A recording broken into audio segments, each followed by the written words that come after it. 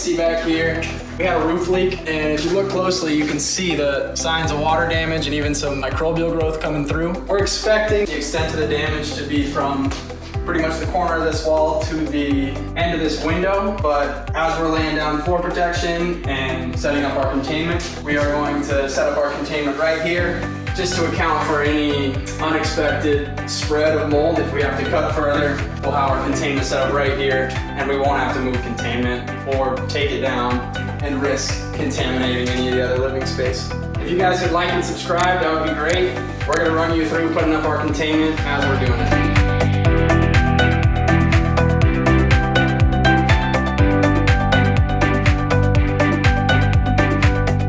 Alright, as you guys can see, we got our containment barrier up. This wall of plastic is what that looks like. The reason we put that up is because as we demo and cut out this building material, there's a high chance that the mold spores in the drywall dust and the building material will disperse.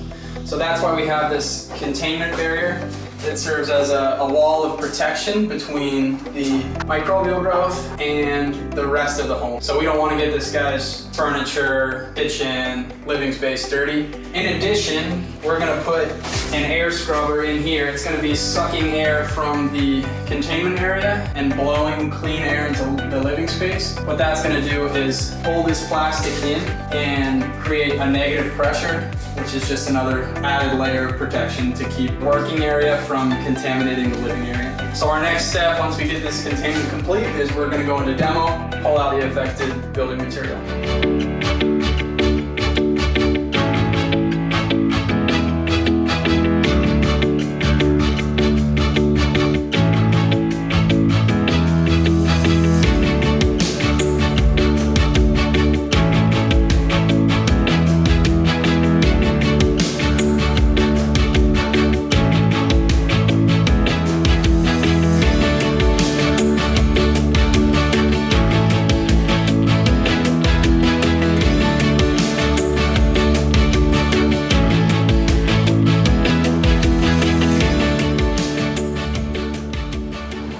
Alright, so we just removed all the damaged building material. You can see we went 2 feet past any visible microbial growth. That's our standard. Our next step in the process is we're going to do what's called a micro clean. We're going to start at the top and work our way down. We're going to first HEPA vacuum all the surfaces, studs, concrete. You can see there's still some staining, some insulation, and just loose debris. So we're aiming to get rid of all of that. And then after we HEPA vacuum top down, we're gonna get a wet rags with microbiocide and wipe all the surfaces.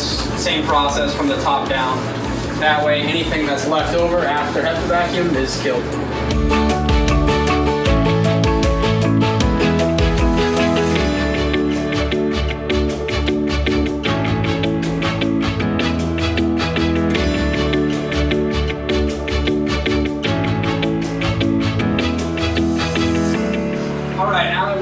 Micro cleaned and HEPA vacuumed the contaminated area, we're going to go ahead and encapsulate the studs.